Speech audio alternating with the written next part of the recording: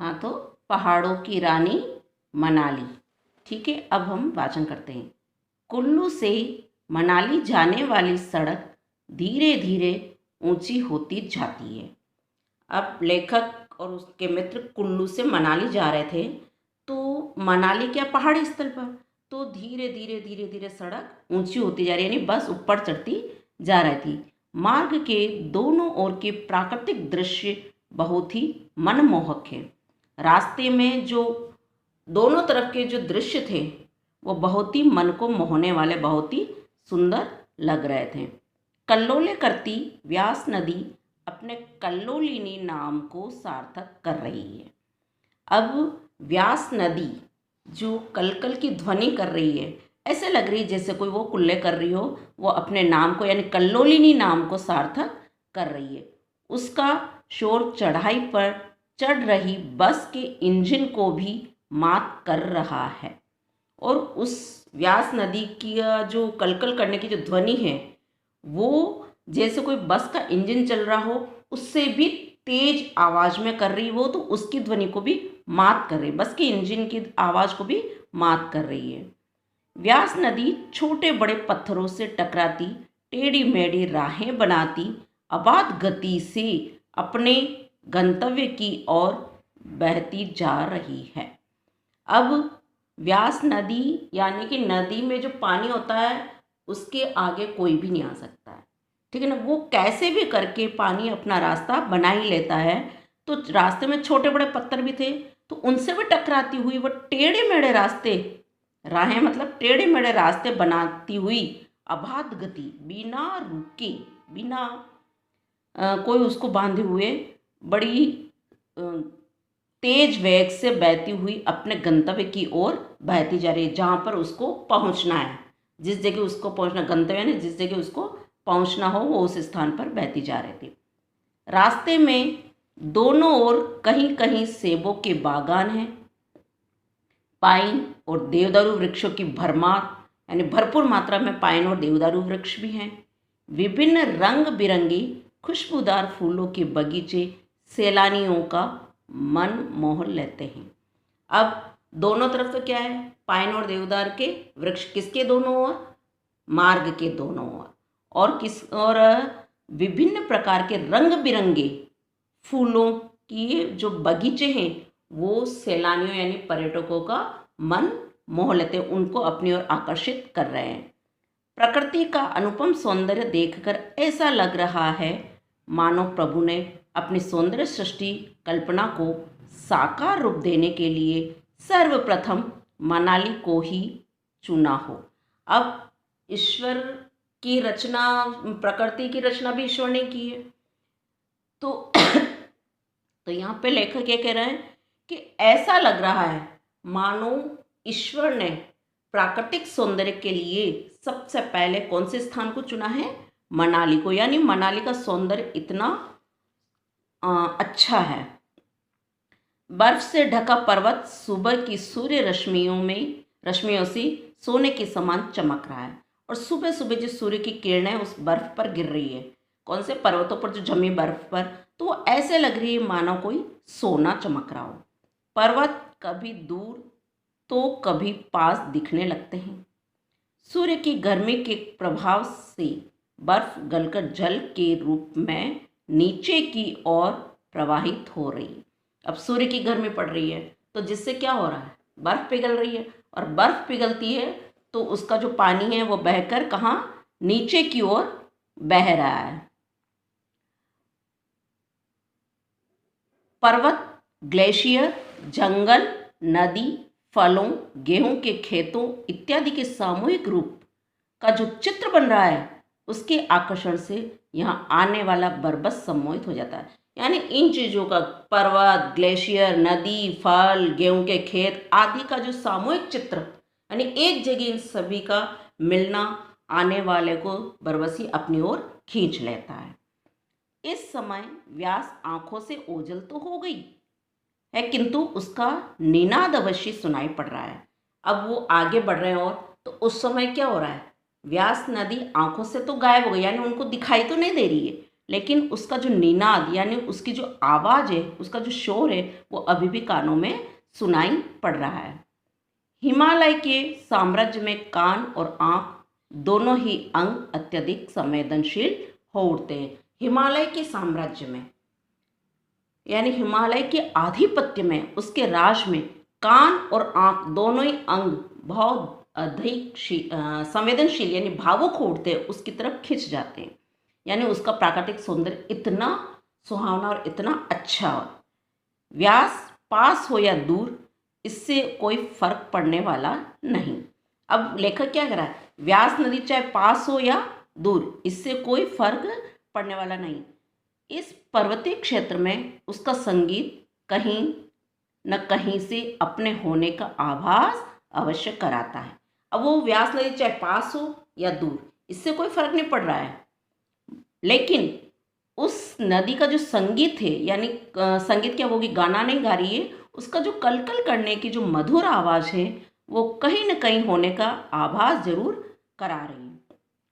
मेघ गर्जन के समान एक मंद आवाज़ रह रहकर हमारे कानों में प्रवेश कर रही है, और जो उसकी जो आवाज़ है वो ऐसे लग रही है जैसे कोई बादल गरज रहे हो, जबकि वास्तव में बादल नहीं गरज रहे हैं। हम मंडी कुल्लू रोड ट्रांसपोर्ट की बस से यात्रा कर रहे थे। हम कौन, लेखक और उनके मित्र। तो कौन सी बस से यात्रा कर रहे थे, ट्रांसपोर्ट। यूं शिमला और चंडीगढ़ से कुल्लू होकर मनाली जाने वाली बसों से भी ये यात्रा की जा सकती है। यूं तो कौन से बसों से यात्रा की जा सकती है, जो वहाँ की पर्यटक बसें होती, घूम आने जाने वाले सैलानियों को घुमाने की जो बसें होती, उनसे भी यात्रा की जा सकती है। बस हर आधे घंटे पर चलती है। हम लोगों ने इस बस यात्रा के दौरान हमेशा व्यास की उपस्थिति का अनुभव किया। अब लेखक क्या कह रहे हैं कि हम लोगों ने इस बस यात्रा के दौरान, जो उन्होंने कुल्लू से मनाली की जो बस द्वारा यात्रा की, उस दौरान हर समय व्यास नदी की उपस्थिति का अनुभव किया है। ऐसा लगता है जैसे वह हमारे आसपास ही है, क्योंकि उसकी आवाज़ सुनाई दे रही। इतना अच्छा, मतलब उसकी आवाज़ इतनी तेज थी, बादलों के गर्जन के समान, बस के इंजन से भी तेज। तो वो भले ही आंखों से ओझल तो हो गई थी, लेकिन उसकी आवाज़ उनके कानों में अभी भी पड़ रही थी। तो लेखक कह रहा है कि हमें हर समय ऐसा आभास हो रहा है जैसे कि व्यास नदी आसपास ही कहीं हो। यह जो ध्वनि सुनाई पड़ रही है वह वास्तव में मेघ गर्जन नहीं, क्योंकि आकाश साफ है। चंचल तीव्र गति से व्यास कलकल ध्वनि करती छोटे बड़े शिलाखंडों से टकराती और गंभीर गर्जन करती हुई नीचे खाई की ओर बह रही।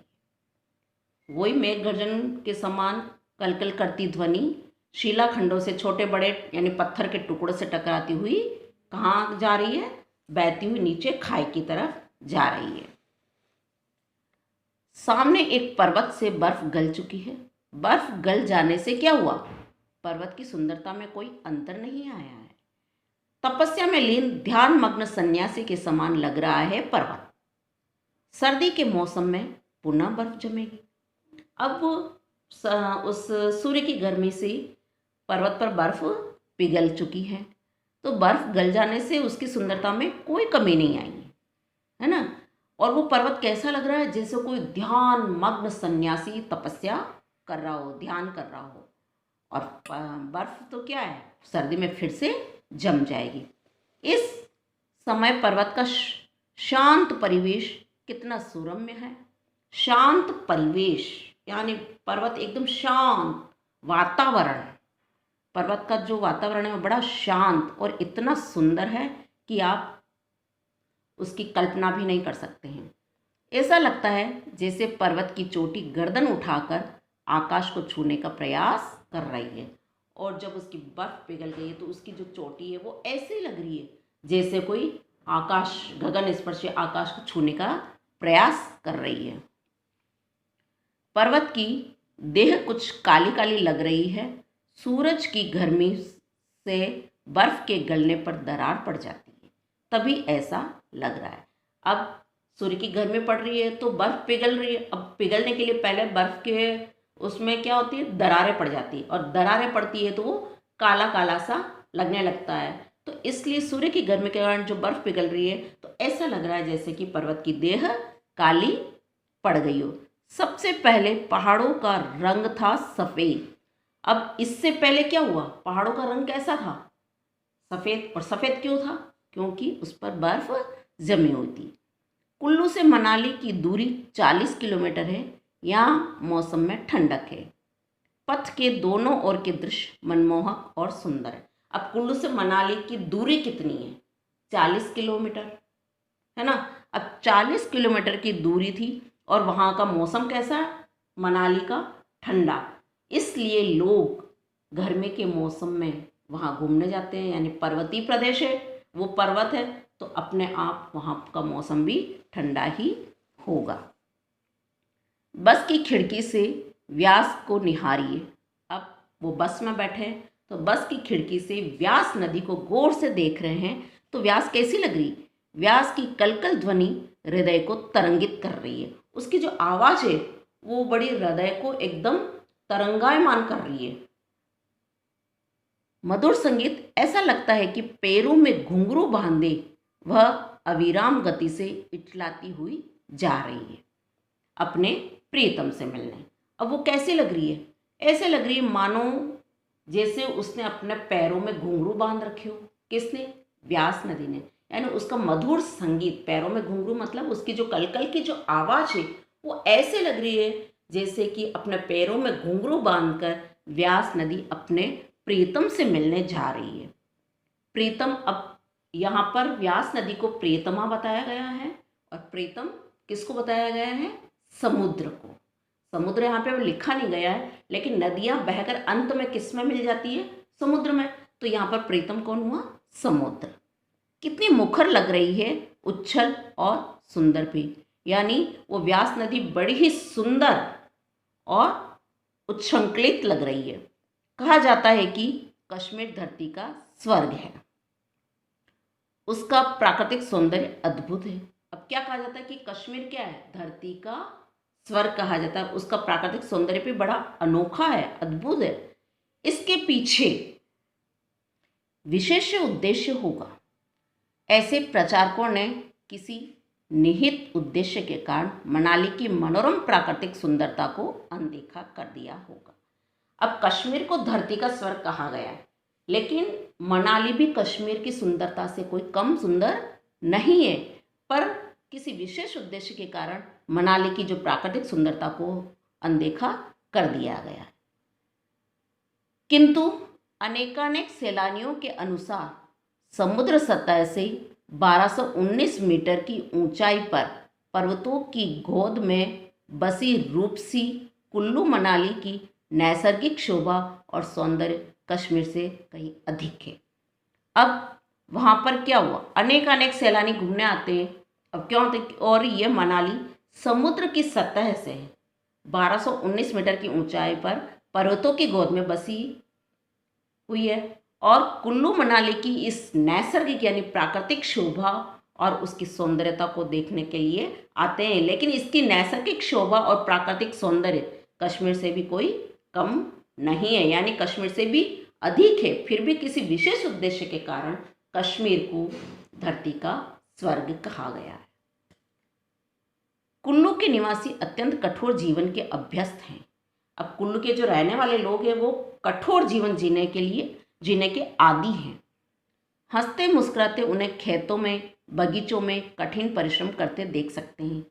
अब वो यानी हर परिस्थिति में एक समान रहते हैं, चाहे उनके सामने दुख आए चाहे सुख आए, हर परिस्थिति में हंसते मुस्कुराते रहते हैं और खेतों में, उन सेबों के बागानों में, बगीचों में कठिन परिश्रम करते दिखाई देते हैं।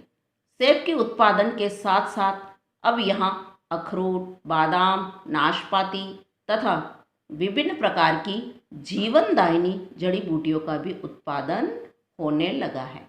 अब यहाँ पर अखरोट, बादाम, नाशपाती और विभिन्न प्रकार की जीवनदायिनी जड़ी बूटियाँ भी पैदा होने लगी है। मनाली महर्षि मनु की पावन भूमि है। अब मनाली में भगवान मनु ने तपस्या की थी, इसलिए यह उनकी पवित्र भूमि है। मनाली अर्थात मनु आलय, महर्षि मनु का घर। मनाली महर्षि मनु का घर, आलय मतलब घर। और महर्षि का अगर हम संधि विच्छेद करते हैं तो महा प्लस ऋषि, जो कि हमने संधि विच्छेद वाले लेसन यानी हिंदी ग्रामर में हमने पढ़ा था। ठीक है। मनुस्मृति महर्षि मनु द्वारा रचित हिंदू धर्मशास्त्र का एक प्रमुख ग्रंथ है। अब महर्षि मनु ने मनुस्मृति नामक एक हिंदू धर्मशास्त्र का ग्रंथ की रचना की। इस ग्रंथ में 12 अध्याय तथा 2500 श्लोक हैं। इस ग्रंथ के अंदर 12 अध्याय और 2500 श्लोक है। जैसे गीता में 18 अध्याय हैं, वैसे ही मनुस्मृति में भी 12 अध्याय हैं। ठीक है। विश्व को विधि व्यवस्था का ज्ञान देने वाले महर्षि मनु की इस तपस्या भूमि मनाली को आज पर्यटन के विश्व मानचित्र पर सैलानी देखने लगे हैं। अब विश्व को विधि व्यवस्था का ज्ञान देने वाले महर्षि मनु की इस तपस्या भूमि कौन सी, मनाली को आज पर्यटन के विश्व मानचित्र पर सैलानी देखने लगे हैं। क्यों देखने लगे? क्योंकि यहाँ घूमने का स्थान है और विदेशी पर्यटकों का समूह हर साल हिमाचल की इन घनी शीतल वादियों में उमड़ पड़ता है। यानी देशी लोग ही नहीं, यानी हमारे देश के लोग ही नहीं, यहाँ तक कि विदेशी लोग भी हर साल भारी मात्रा में इसकी प्राकृतिक सौंदर्य का आनंद उठाने के लिए आते हैं। मनाली को ही कुल्लू का मुख्य पर्यटन केंद्र माना जाता है। वहाँ के मनोरम दृश्य मन को मुग्ध कर देते हैं। मनाली के मुख्य मार्ग पर एक और कुछ होटल, भोजनालय, डाकघर व टूरिस्ट ऑफिस है, तो दूसरी ओर क्या है? बस स्टैंड, थाना व रेस्ट हाउस। दाहिनी ओर बस की सड़क है। विपाशा को पार कर उत्तर की तरफ राहला तथा दक्षिण की तरफ नग्गर है। विपाशा क्या है? यह एक नदी का नाम है। तो इसके उत्तर में तो क्या है? राहला और दक्षिण में नग्गर। विपाशा को हिमाचल की नदियों में श्रेष्ठतम माना जाता है। सबसे श्रेष्ठ हिमाचल की जितनी भी नदियां हैं उसमें सबसे श्रेष्ठ विपाशा को माना गया है। वैदिक काल में इसका नाम था विपाश। अब देखो, विपाशा नदी के अनेक नाम हैं। अब किस किस ने क्या क्या कहा? तो वैदिक काल में इसका नाम था विपाश। वैदिक शब्दों में यानी निघंटु में इसे उंजीरा कहा गया है। अब निघंटु क्या है? ये वैदिक शब्दकोश है, तो इसमें इसको क्या कहा गया? उंजीरा। ऋग्वेद में आर्यकीय कहा गया। ग्रीक निवासी इसे विपाशिस और हिमाचल वासियों के लिए यह क्या है? वियासा है। शाब्दिक अर्थ के अनुसार विपाश का मतलब है बंधन रहित या फिर बंधन मुक्त। अगर हम इसका शाब्दिक अर्थ करें तो विपाशा, पाश मतलब बंधन और विपाश मतलब बंधन रहित, यानी वह नदी जो अपना किनारा स्वयं बनाती है। रास्ते में आई हर रुकावट, हर प्रकार की बाधा को दूर करती हुई मुक्त रूप से उमगती, किलकती, प्रवाहित हो, वह है विपाशा। ठीक है, यहाँ तक समझ में आया? यह नया मनाली है। असली मनाली ग्राम मनालसू नदी के पार 2 किलोमीटर की चढ़ाई के बाद 5000 फुट ऊंची पहाड़ी पर है। चीड़ और देवदारू के सघन वृक्षों की शोभा से चित्रित मनाली, और वो गांव उस गांव में चीड़ और देवदारू के वृक्ष बहुत अधिक मात्रा में पाए गए हैं। ऊबड़ खाबड़ कच्ची घुमावदार पगडंडी द्वारा गांव में पहुंचते हैं। गांव के सबसे ऊपरी भाग में भगवान मनु का छोटा सा साफ सुथरा मंदिर है। अब देखिए, गांव जाने का रास्ता क्या है? ऊबड़ खाबड़ और कच्चा रास्ता है। ठीक है, और गांव के सबसे ऊपर भाग में किसका मंदिर है? भगवान मनु। यहाँ भगवान मनु कौन है? वही महर्षि मनु, जिसका साफ सुथरा मंदिर है। और मंदिर के अंदर मनु महाराज की काठ की मूर्ति के सामने दीप प्रज्वलित है। यानी उन मनु महाराज का मंदिर है जो कि साफ सुथरा है। उसमें किसकी मूर्ति है? मनु की मूर्ति, वो जो कि काठ की यानी लकड़ी की बनी हुई है, जिसके सामने दीप जल रहा है। दर्शनार्थी स्वयं अंदर जाते हैं, नतमस्तक हो प्रणाम करते हैं और चरणामृत लेते हैं। ठीक है। गगन स्पर्शी पर्वत श्रेणियाँ बहुत निकट लग रही है। गगन स्पर्शी यानी आसमान को छूने वाली। अब वास्तव में वो आसमान को नहीं छू रही, पर वो हमें कैसी प्रतीत हो रही है? जैसे कोई आसमान को छू रही हो, बहुत निकट लग रही है। यह है मात्र दृष्टि का भ्रम। अब वो पर्वत श्रेणियाँ ऐसी लग रही है जैसे कोई आसमान को छू रही, पर ये क्या लग रहा है हमें? सिर्फ हमारी दृष्टि का भ्रम है, वास्तव में ऐसा नहीं है। मनाली के मंदिर बहुत प्राचीन हैं, जो हिंदू स्थापत्य के साथ बौद्ध स्थापत्य की शैली में कुछ मंगोली वास्तुकला से प्रभावित एवं मिश्रित है। नीचे दक्षिण में बंजोरा के मंदिरों में विशुद्ध स्थापत्य के साथ साथ प्रतिमा के परिधान भी बदले हुए हैं। वास्तव में देखा जाए तो इस समस्त दुर्गम हिमालय पथ का प्रवेश द्वार मनाली। अगर वास्तव में हम देखें तो हिमालय दुर्गम मतलब कठिन, यानी इस कठिन हिमालय की जो यात्रा है, जो कठिन हिमालय का जो मार्ग है, उसका प्रवेश द्वार किसको बताया गया है? मनाली को। क्योंकि हिमालय का सौंदर्य बड़ा ही अनोखा है, तो मनाली का सौंदर्य भी अनोखा है। तो सबसे पहले उन्होंने यही बोला कि हिमालय की सुंदरता तो इससे भी अधिक है, तो प्रवेश द्वार यहाँ पर किसको बताया गया है? मनाली को। ठीक है। तभी तो शायर ने कहा है, मनाली की रंग और बू ने मोहित कर लिया मुझको। अब एक शायर क्या कहता है? मनाली की रंग ओ बू, यानी मनाली की जो प्राकृतिक छटा, प्राकृतिक सुंदरता और उसकी खुशबू कौन सी? रंग बिरंगे फूलों की खुशबू ने मोहित कर लिया मुझको, यानी मुझे अपनी ओर खींच लिया है। मुझे बहुत अच्छी लगी उसकी प्राकृतिक सौंदर्य की छटा। तो अब हम प्रश्न करते हैं कि धरती का स्वर्ग किस स्थान को कहा जाता है? तो धरती का स्वर्ग कश्मीर को कहा जाता है। कुल्लू में किन किन चीज़ों का उत्पादन किया जाता है? तो कुल्लू में अखरोट, बादाम, नाशपाती, सेब और जीवनदायिनी जड़ी बूटियों का उत्पादन होता है। कुल्लू का मुख्य पर्यटक स्थल किसे माना जाता है? तो कुल्लू का मुख्य पर्यटक स्थल मनाली को माना जाता है। गांव के सबसे ऊपरी भाग में किसका मंदिर है और यह कैसा है? तो गांव के सबसे ऊपरी भाग में भगवान मनु का साफ सुथरा मंदिर है, जिसमें काठ की मूर्ति है। तो स्टूडेंट्स, अंत में मैं यही कहना चाहूँगी कि जिस प्रकार कुल्लू के निवासी हर परिस्थिति में एक समान रहते हैं, यानी कठोर जीवन यापन करते हुए भी एक समान रहते हैं, हंसते मुस्कुराते रहते हैं, तो हमें भी हर परिस्थिति में, चाहे सुख हो या दुख, तो उसकी परवाह किए बिना अपना काम करते रहना चाहिए, है ना। और मनुष्य को इस प्रकार शांत व खुश रहने का प्रयास करना चाहिए। और हम जहाँ घूमने जाते हैं, पर्यटन जो स्थल है, वहाँ पर भी आजकल हमको गंदगी दिखाई देती है।